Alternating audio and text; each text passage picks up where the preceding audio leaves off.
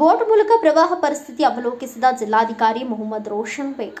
ಮಹಾರಾಷ್ಟ್ರದಲ್ಲಿ ಭಾರಿ ಮಳೆ ಹಿನ್ನೆಲೆಯಲ್ಲಿ ಚಿಕ್ಕೋಡಿ ತಾಲೂಕಿನ ನದಿಗಳಿಗೆ ಪ್ರವಾಹ ಪರಿಸ್ಥಿತಿ ನಿರ್ಮಾಣ ಹಿನ್ನೆಲೆಯಲ್ಲಿ ಇವತ್ತು ಚಿಕ್ಕೋಡಿ ತಾಲೂಕಿನ ಯಡೂರು ಗ್ರಾಮದ ಕೃಷ್ಣಾ ನದಿಯಲ್ಲಿ ಬೋಟ್ ಮೂಲಕ ಜಿಲ್ಲಾಧಿಕಾರಿ ಮೊಹಮ್ಮದ್ ರೋಷನ್ ಬೇಗ್ ಪ್ರವಾಹ ಪರಿಸ್ಥಿತಿ ಅವಲೋಕಿಸಿದರು. ಜಿಲ್ಲಾಧಿಕಾರಿ ಮೊಹಮ್ಮದ್ ರೋಷನ್ ಬೇಗ್ ಅವರು ಪ್ರವಾಹ ಪರಿಸ್ಥಿತಿಯಲ್ಲಿ ಎದುರಿಸಲು ಸಿದ್ಧತೆಗಳನ್ನು ಪರಿಶೀಲಿಸಿದ್ದಾರೆ. ನೆರೆಯ ಮಹಾರಾಷ್ಟ್ರದಲ್ಲಿ ಮಳೆ ಹೆಚ್ಚಾದ ಕಾರಣ ಬೆಳಗಾವಿ ಜಿಲ್ಲೆಯಲ್ಲಿ ನದಿಗಳ ಒಳಹರಿವು ಹೆಚ್ಚಾಗಿದೆ.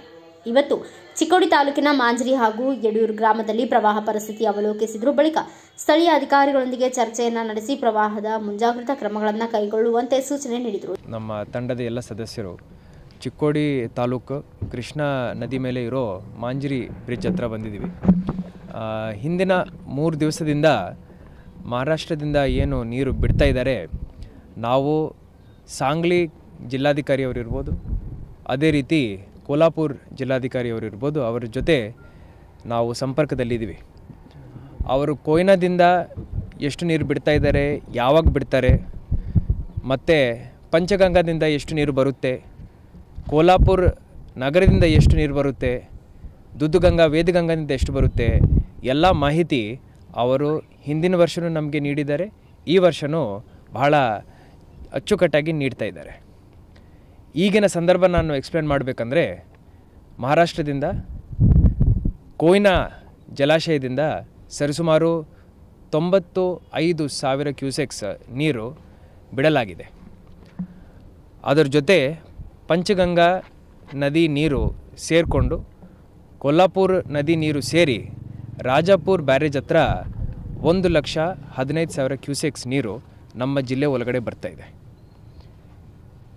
ಅಲ್ಲಿಂದ ಮತ್ತೆ ದುದ್ದುಗಂಗಾ ವೇದಗಂಗಾ 2 ನದಿಗಳ ನೀರನ್ನು ಜೋಡಿಸ್ಕೊಂಡು ಕೃಷ್ಣಾ ನದಿ ಒಳಗಡೆ ಒಟ್ಟು 1,60,000 ಕ್ಯೂಸೆಕ್ಸ್ ನೀರು ಹರಿತಾ ಇದೆ.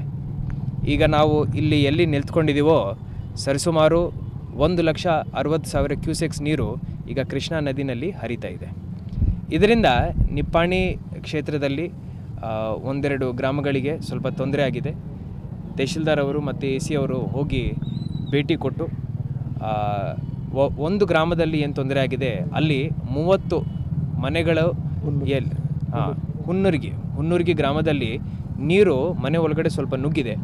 ಸೊ ಅವರನ್ನು ನಾವು ನಮ್ಮ ಕಾಳಜಿ ಕೇಂದ್ರಕ್ಕೆ ನಾವು ಶಿಫ್ಟ್ ಮಾಡ್ಕೊಂಡಿದ್ದೀವಿ. ಅಲ್ಲಿ ಎಲ್ಲ ವ್ಯವಸ್ಥೆಯನ್ನು ನಾವಲ್ಲಿ ಕಲ್ಪಿಸ್ತಾ ಇದ್ದೀವಿ. ಇಲ್ಲಿಂದ ನೀರು ಒಟ್ಟು ಹೋಗಿ ಹಿಪ್ಪರ್ಗಿ ಬ್ಯಾರೇಜ್ ಮುಖಾಂತರ ಆಳ್ಮಟ್ಟಿಗೆ ಹೋಗಿ ಸೇರಿಕೊಳ್ಳುತ್ತೆ. ಈಗ ಪ್ರಶ್ನೆ ಏನಿದೆ ಅಂದರೆ, ನಾವು ಆಳ್ಮಟ್ಟಿದಿಂದ ಎಷ್ಟು ಬಿಡ್ತಾ ಇದ್ದೀವಿ ಅಂತ ಈ ಮಾಹಿತಿ ನಮಗೆ ಮುಂಚಿತವಾಗಿ ಗೊತ್ತಿತ್ತು. ಅದರಿಂದ ನಮ್ಮ ವಾಟರ್ ರಿಸೋರ್ಸಸ್ ACS ಸಾಹೇಬರು ಅವ್ರ ಜೊತೆ ನಾವು ಸಂಪರ್ಕವನ್ನು ಸಾಧಿಸಿ ನಿನ್ನೆಯಿಂದನೇ 1.5 ಲಕ್ಷ ಕ್ಯೂಸೆಕ್ ನೀರು ಆಲ್ಮಟ್ಟಿದಿಂದ ಬಿಡ್ತಾ ಬಂದಿದ್ದೀವಿ. ಇವತ್ತು ಬೆಳಿಗ್ಗೆಯಿಂದನೇ 2.5 ಲಕ್ಷ ಕ್ಯೂಸೆಕ್ ಆಲ್ಮಟ್ಟಿದಿಂದ ಬಿಡೋದನ್ನು ನಾವು ಶುರು ಮಾಡಿಕೊಂಡಿದ್ದೀವಿ. ಈಗ ಬರೋ ನೀರು 1,60,000 ಏನು ಬರುತ್ತೆ, ಇದು ಹೋಗಿ ಆಳ್ಮಟ್ಟಿಗೆ ಮುಟ್ಟಬೇಕಂದ್ರೆ ಒಟ್ಟು ಸೇರಿ 60 ತಾಸು ತಗೊಳ್ಳುತ್ತೆ. ಇದರೊಳಗಡೆ 2.5 ಲಕ್ಷ ಕ್ಯೂಸೆಕ್ ನೀರನ್ನು ನಾವು ಬಿಡ್ತಾ ಹೋಗ್ತಾ ಇರ್ತೀವಿ. ಆ ಬಫರ್ ಏನಿದೆ ನಮಗೆ ಸಿಗುತ್ತೆ. ಈಗ ಇಡೀ ಮಹಾರಾಷ್ಟ್ರ ಕ್ಯಾಚ್ಮೆಂಟ್ ಕೃಷ್ಣಾ ನದಿಯಿಂದ ಎಷ್ಟು ಬರುತ್ತೆ ಅಂತ ನಾವು ಕ್ಯಾಲ್ಕುಲೇಟ್ ಮಾಡಿ ನೋಡುವಾಗ ಸರಿಸುಮಾರು 2,20,000 ಕ್ಯೂಸೆಕ್ ನೀರು ಬರೋ ಸಾಧ್ಯತೆ ನಾಳೆ ಒಳಗಡೆ ಇದೆ. ಅದಾದ ನಂತರ ನಮ್ಮ ಸೌತ್ ಮಹಾರಾಷ್ಟ್ರ ಇರ್ಬೋದು, ನಮ್ಮ ಜಿಲ್ಲೆ ಬೆಳಗಾವಿ ಇರ್ಬೋದು, ಉತ್ತರ ಕನ್ನಡ ಜಿಲ್ಲೆ ಇರ್ಬೋದು, ಇಲ್ಲಿ ಮಳೆ ಪ್ರಮಾಣ ಬಹಳ ಕಡಿಮೆ ಆಗ್ತಾ ಇದೆ.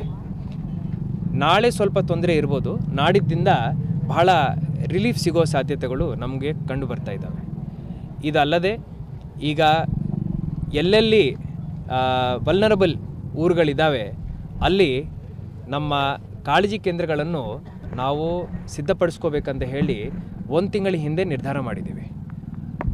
ಆ ನಿಟ್ಟಿನಲ್ಲಿ ನಮ್ಮ ಎಲ್ಲ ತಹಶೀಲ್ದಾರ್ಗಳು ಹಾಗೂ ಉಪವಿಭಾಗ ಅಧಿಕಾರಿಗಳು ಹಾಗೂ ಪೊಲೀಸ್ ಇಲಾಖೆ ಸಿಬ್ಬಂದಿಗಳು, ಹೆಸ್ಕಾಂ ಸಿಬ್ಬಂದಿಗಳು ಹೋಗಿ ಎಲ್ಲ ಚೆಕ್ ಮಾಡಿಕೊಂಡು ಆ ಶಾಲೆ ಕೊಠಡಿ ಇರ್ಬೋದು ಅಥವಾ ಸಮುದಾಯ ಭವನ ಇರ್ಬೋದು, ಅಲ್ಲಿ ಎಲ್ಲ ರೀತಿಯ ವ್ಯವಸ್ಥೆಗಳನ್ನು ಮುಂಚಿತವಾಗಿ ರೆಡಿ ಮಾಡಿ ಇಟ್ಕೊಂಡಿದ್ದಾರೆ. ಇದರಲ್ಲಿ ಎಷ್ಟು ಬಳಕೆಗೆ ಬರುತ್ತೆ ಅಂತ ಪ್ರಶ್ನೆ ಬಂದಾಗ ನಾವು 550 ಕಾಳಜಿ ಕೇಂದ್ರಗಳನ್ನು ನಮ್ಮ ಜಿಲ್ಲೆಯಲ್ಲಿ ರೆಡಿ ಇಟ್ಕೊಂಡಿದ್ದೀವಿ. ಸದ್ಯಕ್ಕೆ 2 ಬಳಕೆಗೆ ಬರ್ತಾ ಇದೆ. ಒಂದು ನಮ್ಮ ನಿಪ್ಪಾಣಿ ತಾಲೂಕಿನಲ್ಲಿ, ಇನ್ನೊಂದು ಗೋಕಾಕ್ ತಾಲೂಕಿನಲ್ಲಿ, ಗೋಕಾಕ್ ಟೌನ್ ಒಳಗಡೆ ಅಲ್ಲಿ ಘಟಪ್ರಭಾ ನದಿ ನೀರು ಏನು ಹರಿತಾ ಇದೆ, ಲೋಳ್ಸೂರು ಬ್ರಿಡ್ಜ್ ಅಲ್ಲಿ ಮುಳುಗಡೆ ಆಗಿದೆ. ನಮ್ಮ ತಂಡದ ಎಲ್ಲ ಸದಸ್ಯರು ಅಲ್ಲಿ ಹೋಗಿ ಅಲ್ಲಿ ವೀಕ್ಷಣೆ ಮಾಡಿ ಈಗ ನಾವು ಇಲ್ಲಿ ಬಂದಿದ್ದೀವಿ. ಅಲ್ಲಿ ಕುಂಬಾರ್ ಗಲ್ಲಿ ಹಾಗೂ ಮೀಟ್ ಮಾರ್ಕೆಟ್ ಏರಿಯಾದಲ್ಲಿ ಸರಿಸುಮಾರು 220 ಮನೆಗಳು ಮುಳುಗಡೆ ಆಗಿದ್ದಾವೆ. ಸೊ ಅವರನ್ನು ನಾವು ಬಹಳ ಸೇಫ್ಲಿ ನಮ್ಮ ಕಾಳಜಿ ಕೇಂದ್ರಕ್ಕೆ ಶಿಫ್ಟ್ ಮಾಡಿಕೊಂಡಿದ್ದೀವಿ. ಮಹಾರಾಷ್ಟ್ರದಲ್ಲಿ ಈಗಿನ ಮಾಹಿತಿ ಪ್ರಕಾರ ಇನ್ನೊಂದು ದಿವಸ ನೀರಿನ ಪ್ರಮಾಣ ಸ್ವಲ್ಪ ಹೆಚ್ಚಾಗೋ ಸಾಧ್ಯತೆಗಳು ನಮಗೆ ಕಂಡು ಬರ್ತಾ ಇದೆ. ಅದಾದ ನಂತರ ನೀರಿನ ಪ್ರಮಾಣ ಕಡಿಮೆ ಆಗ್ತಾ ಹೋಗುತ್ತೆ. ಇನ್ನೂ ಹೆಚ್ಚಿಗೆ ನೀರು ಬಿಡೋ ಸಾಧ್ಯತೆ ಅದು ಏನಿದೆ ಸರ್? ಇನ್ನು ಮಳೆ ಆಗಿದೆ ಅಂದರೆ ನೀರು ಕೊಯ್ನಾ ಜಲಾಶಯದಲ್ಲಿ ಜಾಸ್ತಿ ಇನ್ಫ್ಲೋ ಬಂದಿದೆ ಅಂದರೆ ಆವಾಗ ಅವರು inflow is equal to outflow ಮಾಡ್ಕೊಳ್ತಾರೆ. ಪ್ರತಿಯೊಂದು ಡ್ಯಾಮಲ್ಲಿ ಮಹಾರಾಷ್ಟ್ರದಲ್ಲಿರ್ಬೋದು, ಅದೇ ರೀತಿ ನಮ್ಮ ಕರ್ನಾಟಕದಲ್ಲಿರ್ಬೋದು, ಎಲ್ಲ ಡ್ಯಾಮ್ಗಳು ನಾವು ತುಂಬಿಕೊಂಡಿದ್ದೀವಿ. ಈಗ ಕರೆಕ್ಟ್ ಮ್ಯಾನೇಜ್ಮೆಂಟ್ ಮಾಡಿದ್ದೀವಿ ಅಂದರೆ ಅಲ್ಲಿಂದ ಎಷ್ಟು ನೀರು ಬರುತ್ತೆ ಅದು ಬರೋ ಒಳಗಡೆನೇ ನಮ್ಮ ಡ್ಯಾಮ್ಗಳಲ್ಲಿ ನೀರನ್ನು ನಾವು ಖಾಲಿ ಮಾಡಿಕೊಂಡು ಈ ಬರೋ ನೀರನ್ನು ನಾವು ಸಂಗ್ರಹಣೆ ಮಾಡಬೇಕು. ಈ ಸಂಗ್ರಹಣೆ ಮಾಡುವಾಗ ಜನರಿಗೆ ತೊಂದರೆ ಆಗದಂತೆ ನಾವು ನೋಡ್ಕೋಬೇಕು. ಅವರು ಸಡನ್ಲಿ ಏನಾದರೂ ರಿಲೀಸ್ ಮಾಡಿದ್ದಾರೆ ಅಂದರೆ ಅದಕ್ಕಂತ ಮುಂಚಿತವಾಗಿ ನಾವು ಆಳ್ಮಟ್ಟಿನಲ್ಲಿ ಹಾಗೂ ನಮ್ಮ ಘಟಪ್ರಭಾ ಇರ್ಬೋದು, ನಮ್ಮ ಹಿಡಕಲ್ ಇರ್ಬೋದು, ರಾಕೋಸ್ಕೊಪ್ಪ ಇರ್ಬೋದು, ಅಲ್ಲಿ ನಮ್ಮ ರೇಣುಕಾ ಸಾಗರ್ ಇರ್ಬೋದು, ಅಲ್ಲಿ ನಾವು ಸ್ಪೇಸ್ ಕ್ರಿಯೇಟ್ ಮಾಡ್ಕೊಂಡು ಇಟ್ಕೋಬೇಕು. ಆ ಒಂದು ಕ್ಯಾಲ್ಕುಲೇಷನ್ ಲಾಸ್ಟ್ ಟೈಮ್ ಮಾಡಿದ್ದೀವಿ, ನಮಗೆ ಸಕ್ಸಸ್ ಸಿಕ್ಕಿದೆ. ಅದೇ ರೀತಿಯ ಕ್ಯಾಲ್ಕುಲೇಷನ್ ಎಕ್ಸಸೈಸ್ ಈ ಸತಿನೂ ಮಾಡ್ತಾ ಇದ್ದೀವಿ. ಈ ಸತಿನೂ ನಮ್ಮೆಲ್ಲರಿಗೂ ಸಕ್ಸಸ್ ಸಿಗುತ್ತೆ ಅಂತ ನಂಬಿಕೆ. ಕ್ರಮವಾಗಿ ಬೋಟ್ಗಳು ನಮ್ಮ ಜಿಲ್ಲೆನಲ್ಲಿ ಎಲ್ಲ ಎ ಸಿಗಳ ಜೊತೆ ಹಾಗೂ ಎಲ್ಲ ನಮ್ಮ ಸಿ ಒರವರು, ಎಲ್ಲ ಪಿ ಡಿ ಒಗಳ ಜೊತೆ, ನಮ್ಮ ಎಸ್ ಪಿ ರವರು, ಎಲ್ಲ ಇನ್ಸ್ಪೆಕ್ಟರ್ಗಳ ಜೊತೆ 2 ತಿಂಗಳಿಂದ ಸತತವಾಗಿ ಇದರ ಬಗ್ಗೆ ನಾವು ಮೀಟಿಂಗ್ಗಳು ಮಾಡ್ತಾಯಿದ್ದೀವಿ. ನಮ್ಮ ಅದೃಷ್ಟ ಜಾಸ್ತಿ ಪ್ರವಾಹ ರೀತಿಯ ಮಳೆ ನಮಗೆ ಈ ಜಿಲ್ಲೆಯಲ್ಲಿ ಈ ವರ್ಷ ಬಂದಿಲ್ಲ. ಹಂತವಾಗಿ ಮಳೆ ಆಯಿತು. ಅದರಿಂದ ಜನರಿಗೆ ಇರ್ಬೋದು ಹಾಗೂ ನಮ್ಮ ಸಿಸ್ಟಮ್ಗೆ ಇರ್ಬೋದು, ಆಡಳಿತ ವ್ಯವಸ್ಥೆಗೆ ಇರ್ಬೋದು, ನಮಗೆ ತೊಂದರೆ ಆಗಲಿಲ್ಲ. ಆದರೆ ನಾವು ಮುನ್ನೆಚ್ಚರಿಕೆ ವಹಿಸಿ ಸರಿಸುಮಾರು 18 ಬೋಟ್ಗಳನ್ನು ನಾವು ನಮ್ಮ ವ್ಯಾಪ್ತಿನಲ್ಲಿ ಇಟ್ಕೊಂಡಿದ್ದೀವಿ. ಎಲ್ಲೆಲ್ಲಿ ಅವಶ್ಯಕತೆ ಇದೆ ಆ ಕಂಪ್ಲೀಟ್ ಕಂಟ್ರೋಲ್ವನ್ನು ನಾವು ಉಪವಿಭಾಗಾಧಿಕಾರಿ ಹಾಗೂ ತಹಶೀಲ್ದಾರ್ಗಳಿಗೆ ಕೊಟ್ಟಿದ್ದೀವಿ. ನಿಮಗೆ ಎಲ್ಲೆಲ್ಲಿ ಅನಿಸುತ್ತೆ ಅಲ್ಲಿ ಆ ಬೋಟ್ನು ಕಳಿಸ್ಬೇಕಂತ ಹೇಳಿದ್ದೀವಿ. ಜೊತೆಯಲ್ಲಿ SDRF ಟೀಮ್ ಇರ್ಬೋದು, NDRF ಟೀಮ್ ಇರ್ಬೋದು, ಅವರು ಅಲರ್ಟ್ ಇದ್ದಾರೆ. ಫೈರ್ ಸೇಫ್ಟಿ ಸರ್ವಿಸಸ್ಸಿಂದನೂ ಅವ್ರ ಕಡೆಯೂ ಬೋಟ್ಸ್ ಇದ್ದಾವೆ, ಅವರು ಅಲರ್ಟ್ ಇದ್ದಾರೆ. ಹೋಮ್ ಗಾರ್ಡ್ಸ್ ಕಡೆ, ಕಮಾಂಡೆಂಟ್ ಕಡೆಯೂ 2 ಬೋಟ್ಸ್ ಇದ್ದಾವೆ. ಅದನ್ನು ಈ ಸತಿ ನಾವು ಉಪಯೋಗಕ್ಕೆ ತಗೊಂಡಿದ್ದೀವಿ. ಈಗ ಸದ್ಯಕ್ಕೆ ಆ ರೀತಿಯ ಪರಿಸ್ಥಿತಿ ಇಲ್ಲ, ಆತಂಕ ಪಡೋ ಸಂದರ್ಭ ಏನೂ ಇಲ್ಲ. ತಮ್ಮ ಪ್ರೇಕ್ಷಕರಿಗೆ, ನಮ್ಮ ಜಿಲ್ಲೆಯ ಜನರಿಗೆ ತಮ್ಮ ಪರವಾಗಿ ನಾನು ಬೇಡ್ಕೊಳ್ಳೋದೇನೆಂದರೆ, ಆತಂಕ ಪಡೋ ಅವಶ್ಯಕತೆ ಇಲ್ಲ.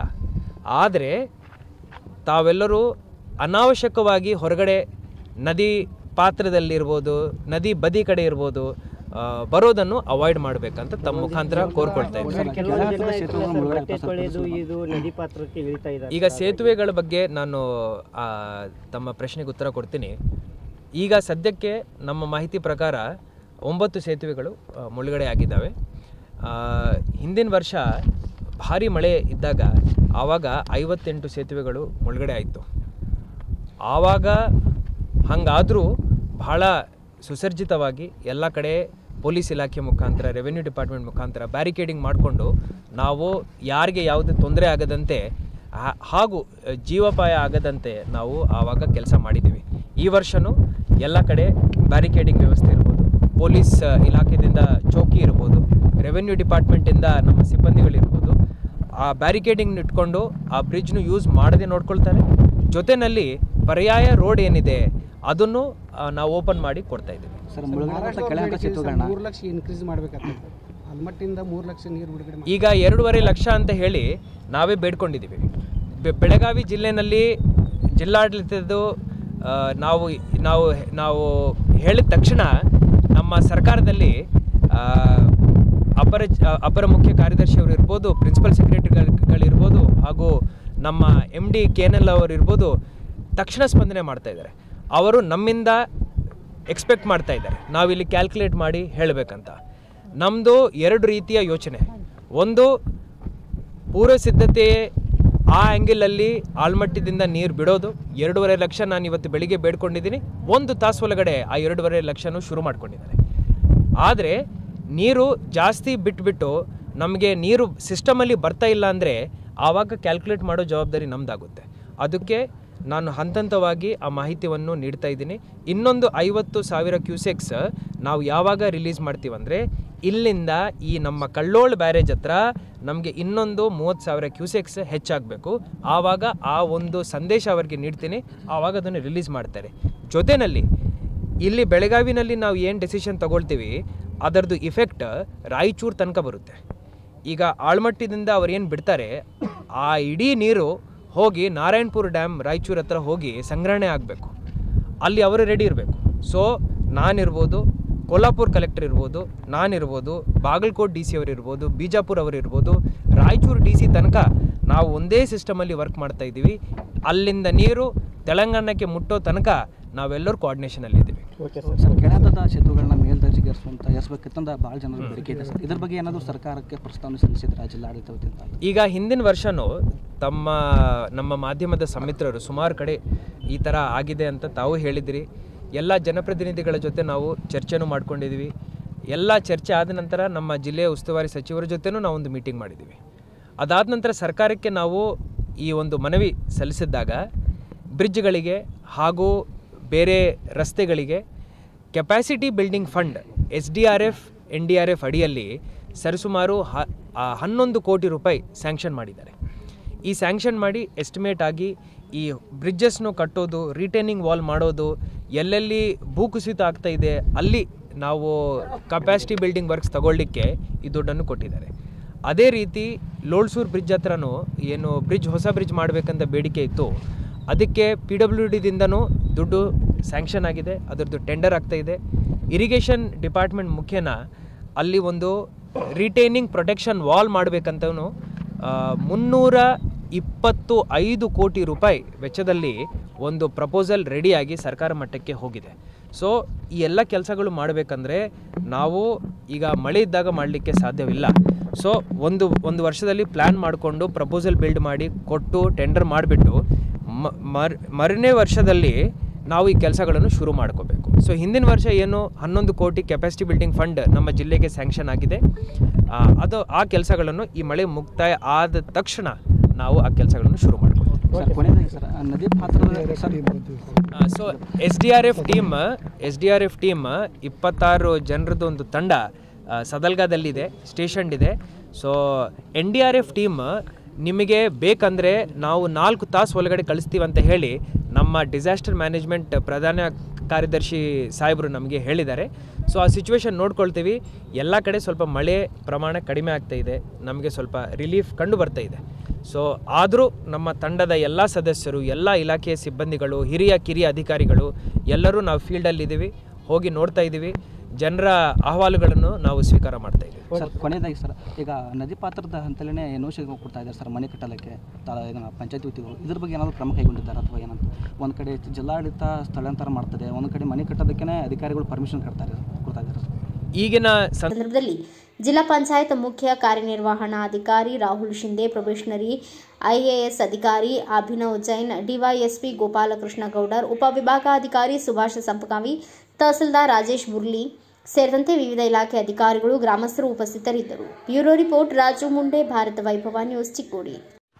Thanks for watching. Read, discuss and debate with editor Dr. Yan Prashant Rao. Wanted reporters in print, digital and visual media for Bharat Vaibhav Daily Newspaper, BV News 5 Channel and BV Fast Web News from all the talukas of Karnataka, Goa and Maharashtra. If interested, send your resume to 9019229366.